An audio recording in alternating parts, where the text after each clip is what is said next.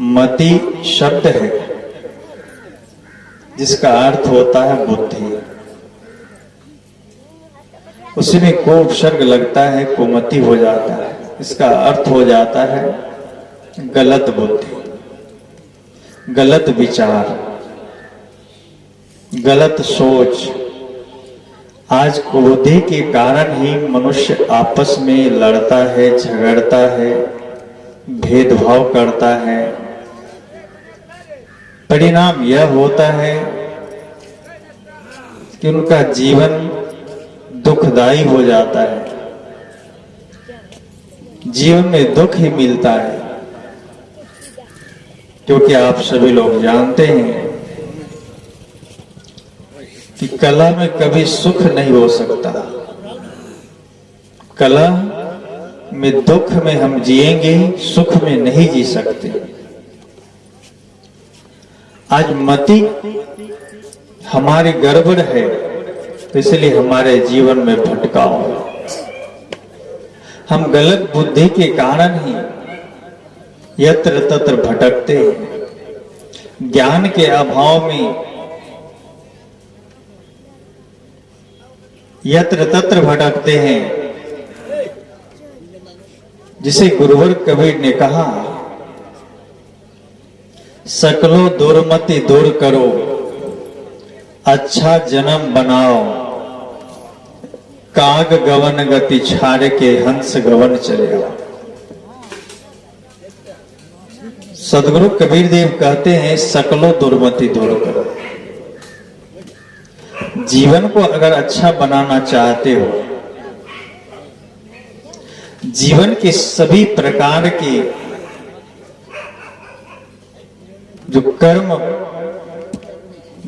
गलत कर्म बुद्धि के अभाव में होता है, दुर्बुद्धि के कारण होता है, उसे दूर करो।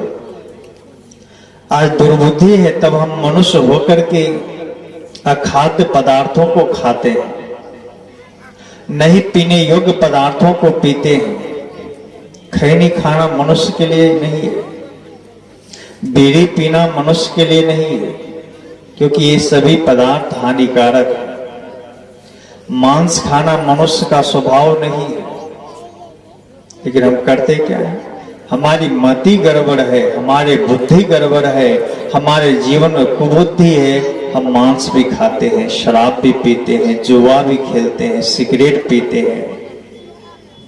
सारी गलत आदतों से हमारा जीवन घिरा होता है। क्यों? क्योंकि हमारे जीवन में बुद्धि का अभाव है। गाय की नाद में आप मांस दे दें, शराब दे दें, गाय वो नाद की आहार को नहीं ग्रास करेगा, नहीं खाएगी। सूंघ करके पहचान लेगी इसमें गलत पदार्थ मिलाया गया है और वो आहार नहीं ले सकते। बैल मांस नहीं खा सकता, खैनी नहीं खा सकता, लेकिन हम मनुष्य विवेकशील प्राणी होते हुए भी हम खैनी भी खा लेते हैं, शराब भी पी लेते हैं, जुआ भी खेल लेते हैं। क्यों? क्योंकि हमारे जीवन में सद्बुद्धि का अभाव है। हम आपस में लड़ते झगड़ते क्यों? कल भी सुना था आप लोगों को कि हम मान बैठे हैं कि सारे धन संपत्ति हमारे साथ जाने वाला है, जबकि परिणाम यह होता है सब यही छूट जाता है। हम यहां से कुछ लेकर नहीं जा पाते, खाली हाथ आए हैं और खाली हाथ जाना है। ये बीच में जितने संसाधन हैं ये जीने के लिए है, इसलिए सही सही सदुपयोग करके मेहनत की कमाई से सही जीवन जिए, क्योंकि कुछ साथ जाने वाला नहीं। लेकिन फिर भी हम लड़ते झगड़ते क्यों? क्योंकि हमारे जीवन में सद्बुद्धि का अभाव है, हमारी बुद्धि गड़बड़ है। इसलिए गुरुवर कबीर कहते हैं सकलो दुर्मति दूर करो, अच्छा जन्म बनाओ। कैसा जन्म बनाओ? अच्छा जन्म बनाओ। अब हम सभी लोग सोचेंगे कि जितने संत ऋषिगण आए हैं धरती पर, सभी ने मानव जीवन की विशेषता को गाया है, मानव जीवन की महत्ता को बताया है। रात दिन आप लोग चौपाई में सुनते रहते हैं, मानुष बड़े भाग मानुष तन पावा, सुर दुर्लभ सदग्रंथ ही गावा। सुनते रहते हैं। कहा मनुष्य तन पाने के लिए देवता लोग ललायत हैं और हम लोगों को मनुष्य तन मिला हुआ है, हम देवताओं से ऊंचे हैं। इसी में हम फूलते रहते हैं, लेकिन क्या देवता से ऊंचा हमारा जीवन है?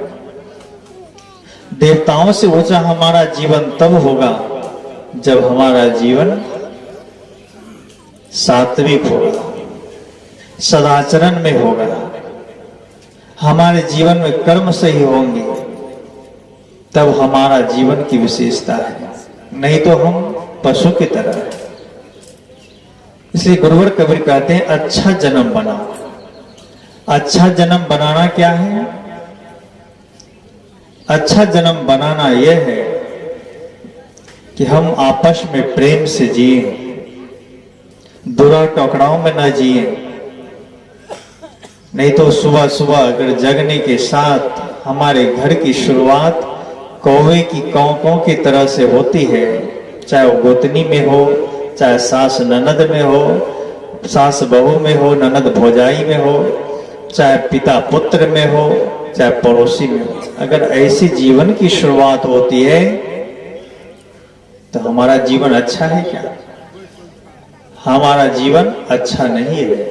हमारे जीवन में दुर्बुद्धि है। गुरुवर कबीर कहते हैं अच्छा जन्म बना। आज अभी आप देखते हैं कि सास बहू के बीच भी झगड़ा क्यों होती है? क्योंकि बहू के अनुकूल सास नहीं चलती, सास के अनुकूल बहू नहीं चलती। सास सोचती है कि बहू घर में आई है हमारी सेवा करे, हमारे काम धंधों में हाथ बटाए। बहू सोचती है हम क्यों करके दें। जब तक नई नवेली रहती है करती है, बाद में पता नहीं बुद्धि बिगड़ जाती है, कुमति आ जाती है, वही सास से तकरार शुरू कर देती है। होता है कि नहीं? एक सेठ जी था, उनके एक बेटी थी, बहुत प्यारी दुलारी। सेठ जी को पैसे की कमी नहीं, पढ़ाया लिखाया, शिक्षित कराया, लेकिन संस्कार नहीं दे पाया। वो बेटी सेठ जी की 7 बजे 8 बजे जगती है, तब तक घर के सारे काम हो जाते हैं। शादी योग्य हो गई, सेठ जी बेटी की शादी करा दिया, लेकिन शादी जिस घर में हुआ वहां एक ही माँ है, एक ही बेटा है। दोनों में बहुत प्रेम है। माँ सत्संगी है, बेटा भी सत्संगी है, दोनों के जीवन में अध्यात्म है, वहां संस्कार है। माँ जगती है 4 बजे, बेटा भी जगता है। बाहर के काम धंधों को बेटा करता है, घर के काम धंधों को माँ कर लेती है। लेकिन बहू की आवश्यकता उस घर में थी, बेटा का शादी कराया। वही सेठ जी की बेटी से वो शादी हो जाता है, और सेठ जी की बेटी उस घर में आती है, 8 बजे जगती है। और वो बूढ़ी माँ सोचती है मैं तो बड़ी उम्मीद से अपने बेटा का ब्याह कराया कि बहू घर में आएगी, मुझे घर के काम धंधों से छुट्टी मिलेगा, लेकिन यहां तो उल्टा हो गया। फिर भी समझदार थी, सत्संगी थी, मनी मन विचार करती है कि अभी नई नवेली है, कुछ दिन के बाद हो सकता है समय से जगना प्रारंभ कर दे। यही उम्मीद से सास कुछ नहीं करती। महीने 2 महीने 3 महीने बीत गए, लेकिन वही स्थिति रहा 7 बजे 8 बजे जगने का। तब तक वो माँ, वो सास घर की सफाई कर लेती है, बर्तन धो लेती है, घर के सारे काम संभाल बिल्कुल निवृत्त कर देती है। ठंड का महीना था और सुबह 5 बजे वो माँ झाड़ू लगा रही है। वो बेटा को देखा नहीं जाता है। एक दिन अपनी पत्नी से कहा कि मेरा ब्याह इसलिए मेरी माँ ने कराया कि तुम घर में आओगे, माँ को घर के काम धंधों से छुट्टी मिलेगा, लेकिन तुम तो सोई रहती हो। माँ ठंड में झाड़ू लगाती है। कोई प्रभाव नहीं पड़ा, क्योंकि सेठ की बेटी थी, संस्कार नहीं था। फिर एक सप्ताह तक देखा, कोई प्रभाव नहीं पड़ा, तो लड़का सोचता है ठंड बढ़ता जा रहा है, माँ सुबह सुबह झाड़ू लगाती है, मेरे लिए बहुत घोर अपराध है। माँ झाड़ू लगा रही है, वो लड़का चला गया अपनी माँ के पास, कहा माँ झाड़ू मुझे दे दो, मैं लगाऊंगा।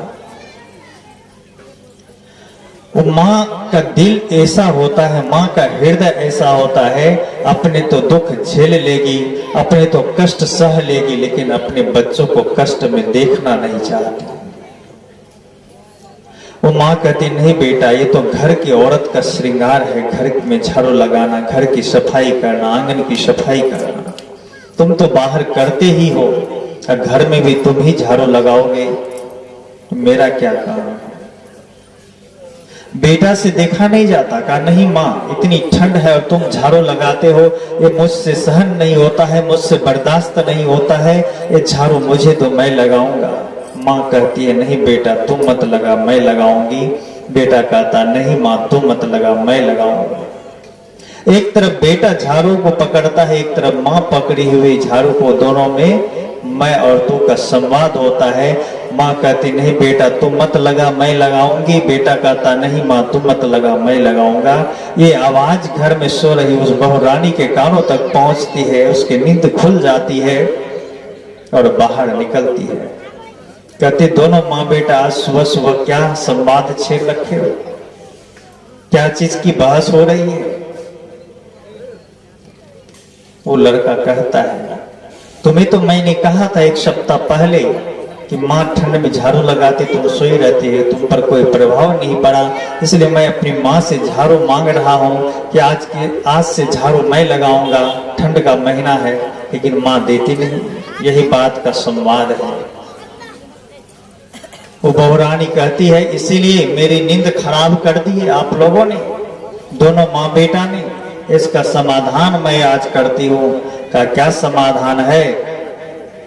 लड़का सोचा हो सकता है आज से झाड़ू लगाना प्रारंभ करेगी। का समाधान क्या है। का दोनों माँ बेटा कान खोल करके सुन लो। का बताओ तो जरा।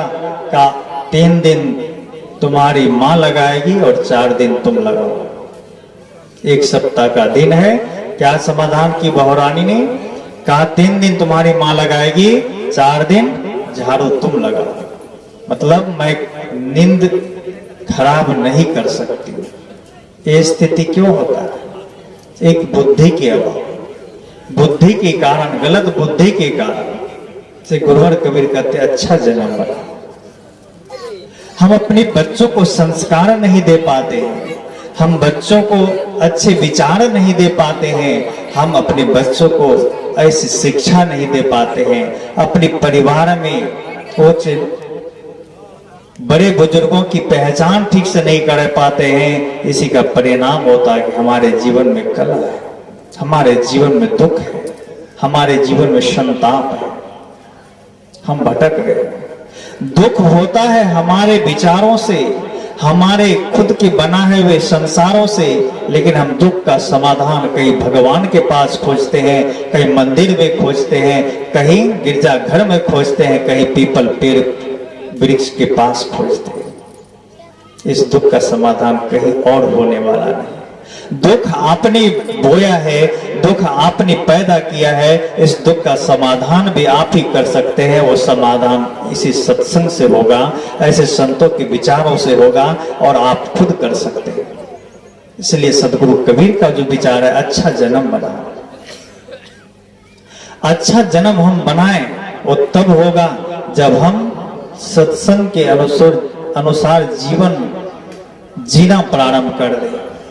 सास के जीवन में अगर सत्संग उतर जाए, बहू के जीवन में सत्संग उतर जाए, हम समझ लें कि यह जीवन हमारा क्षणभंगुर है, नाशवान है, एक दिन खत्म होने वाला है। कब खत्म हो जाएगा इसका कोई ठिकाना नहीं है। या बोध अगर हमारे जीवन में हो जाए तो आपस के सारे लड़ाई झगड़े, सारे झंझट सब खत्म हो जाए। लेकिन यहाँ हम करते क्या है, हम दूसरों से छल करते हैं, दूसरों से छल करके हम सोचते हैं बड़े धनवान हो जाएं, हम बड़े पहलवान हो जाएं, हम समाज में सबसे ऊंचे हो जाएं। तो छल से आप कभी ऊपर नहीं हो सकते, धोखा दे करके आप कभी अपने आप को ऊपर नहीं कर सकते। भले आप धन में ऊंचे हो जाएंगे, लेकिन क्या वो धन साथ जाएगा? इसलिए धर्म रूपी धन को धारण करके जो जीता है, धर्म रूपी धर्म को जो साथ लेकर के चलता है, उससे कभी अनैतिक कर्म नहीं होता है। लेकिन हम छल करके अगर धन भी जमा करना चाहते हैं तो हमें वो धन साथ नहीं देता है, अचानक मौत हमें उठा लेती है, वो धन पड़ा रह जाता है। एक कहानी से बात पूरी कर दो। एक मुल्ला नसरुद्दीन जी था, आप लोग कहानी सुने होंगे या नहीं भी सुने। मुल्ला नसरुद्दीन कहानी के लिए प्रसिद्ध माना जाता है, जो पढ़े लिखे लोग होते हैं ज्यादा समझते हैं। मुल्ला नसरुद्दीन था, एक दिन वो यात्रा के लिए निकला। एक रतलाम नाम के स्टेशन है, उस पर उसी स्टेशन पर गाड़ी पकड़नी थी। चला गया रतलाम स्टेशन। मुल्ला नसरुद्दीन प्लेटफॉर्म पर खड़ा है, स्टेशन पर खड़ा है। गाड़ी आई, गाड़ी में बहुत भीड़ थी, पैर रखने की जगह नहीं थी। किसी तरह से मुल्ला नसरुद्दीन बोगी में घुसा। देखा बहुत भीड़ है, आज का सफर बड़ा कष्टदायक है। एक जोगती निकाला, वो अपनी झोला में एक प्लास्टिक का सांप रख लिया था, रखता था। वो प्लास्टिक का सांप निकाला, उसमें हवा भरा और छोड़ दिया। वो प्लास्टिक का सांप बोगी में रेंगने लगा और शोर मचा दिया मुल्ला नसरुद्दीन की बोगी में सांप है, बोगी में सांप है। लोगों के कानों तक आवाज पहुंची, भगदड़ मचने लगा, सबके सब लोग बाहर उतरने लगे। पूरा बोगी खाली हो गया, सभी लोग बाहर हो गए। कहा बोगी में सांप है। मुल्ला नसरुद्दीन उसी बोगी में खड़ा है। कहा रिजर्वेशन कराते तो एक सीट मिलता, लेकिन मेरी जुक्ति काम कर गई, पूरा बोगी खाली हो गया और पूरा बोगी का सीट मेरे लिए रिजर्व है। मन ही मन मुस्कुराता है, तौलिया बिछाया, झट से लेट गया। पैदल चला था, थका मांदा था, आंखें लग गई, खराटे मारने लगा। उधर पब्लिक जाकर के, यात्रीगण जाकर के स्टेशन मास्टर के पास शिकायत किया कि इस बोगी में सांप है, हम लोग यात्रा नहीं करेंगे। स्टेशन मास्टर आए और उस बोगी को वही खुलवा दिया, शेष बोगी को आगे जुड़वा करके हरी झंडी दिखाकर गाड़ी को रवाना कर दिया। अब बोगी वही लगा है, मुल्ला नसरुद्दीन उसी पर लेटा हुआ खर्राटा मार रहा है। 6 घंटे बीत गए, उसकी आंखें खुली, देखता है भाई कोई नहीं है, बाहर निकला। कहा 6 घंटे से यात्रा कर रहा हूं, कहां पहुंचा हूं जरा देखो। बाहर निकला, जो ही नजर पड़ा एक चाय वाले भाई पर। चाय वाले भाई से पूछता है, ए भैया कौन सा स्टेशन है? चाय वाले भाई ने कहा रतलाम स्टेशन है। मुल्ला नसरुद्दीन कहता तुम्हारा दिमाग खराब हो गया क्या? 6 घंटे पहले मैंने इस ट्रेन में चढ़ा रतलाम स्टेशन पर और तब से यात्रा कर रहा हूं, तुम कहते हो रतलाम स्टेशन है। चाय वाले भाई ने कहा दिमाग हमारा खराब नहीं हुआ है, दिमाग तुम्हारा खराब हुआ है, बोर्ड पढ़ो। जैसे मुल्ला नसरुद्दीन बोर्ड पढ़ता है, देखता है सच में रतलाम स्टेशन है।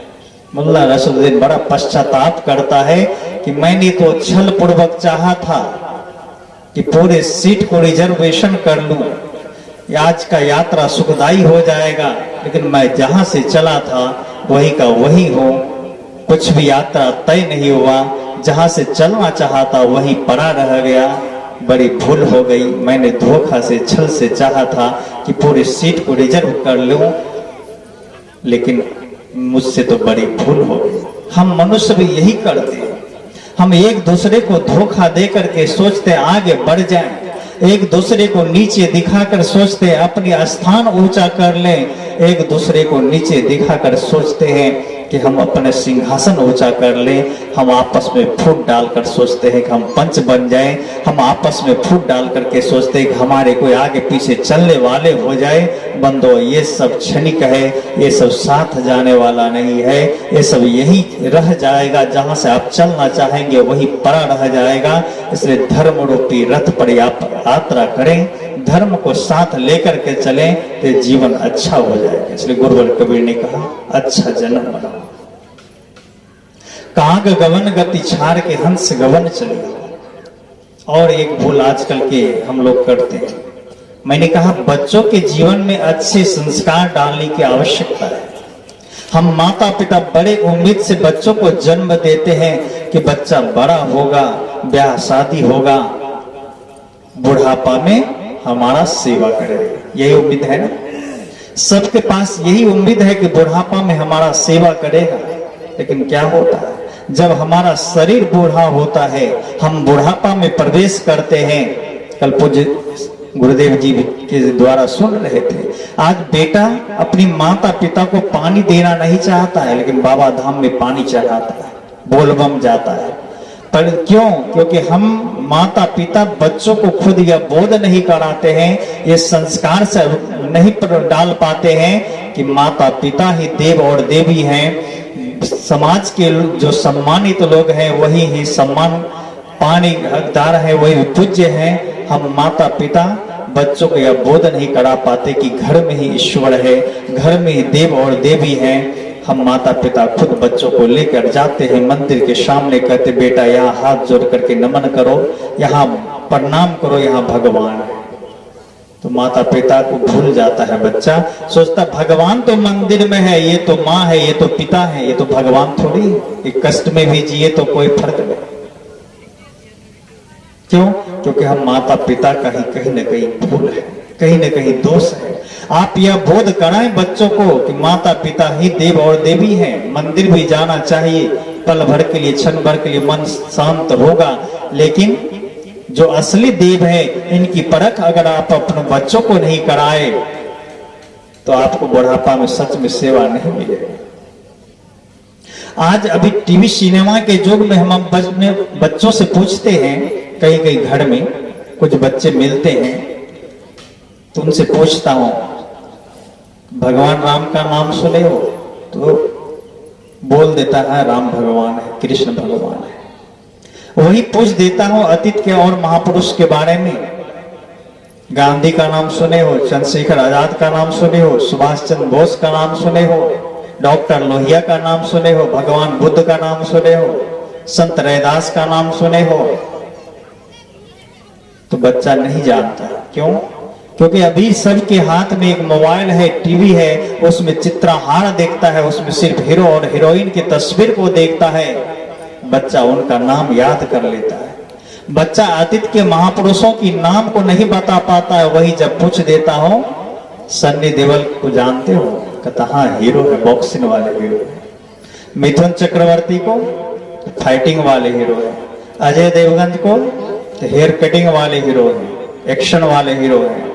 सबका नाम बता देगा, वर्णन कर देगा। क्यों? क्यों? बच्चा का संबंध आज गलत चीजों से हो गया है, अपने आदर्श को खोता चला जा रहा है, भूलता चला जा रहा है। उसे बुद्ध का नाम पता नहीं है, रैदास का नाम पता नहीं है, सुभाष का नाम पता नहीं है, हीरो और हीरोइन का नाम पता है। तो हीरो हीरोइन के जीवन से अगर उनका जीवन जुड़ा रहेगा तो बुढ़ापा में सेवा तो नहीं करेगा, क्योंकि तो हीरो और हीरोइन का चरित्र एकदम भूमिल होता है, गिरा हुआ होता है। हम अपने बच्चों को इन आदर्शों से बचाएं। इसलिए हम माता पिता अपने जीवन में सुख पाना चाहते हैं तो बच्चों को अध्यात्म से जोड़ें। अच्छा जन्म बनाओ, सकलो दुर्मति दूर करो, अच्छा जन्म बनाओ। काग गवन गति छाड़ के हंस गवन चले। हम कौवे की चाल में जीते हैं। कौवे की चाल क्या है? सुबह जगते हैं, खैनी खाने वाले बंधु पहने खैनी रगड़ता है, तब मुंह में डालता है, तब पैखाना जाता है। ऐसा जीवन है।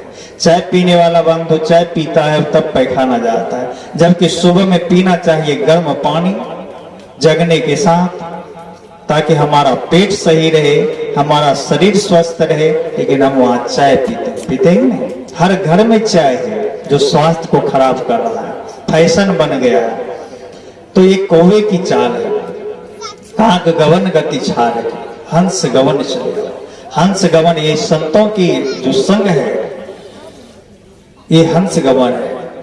और संतों की संग में आकर के हम अपने चेतन तत्व को अगर जान लेते हैं, अपने हंस तत्व को जान लेते हैं, तो ये अच्छा जन्म बना, हंस गवन है।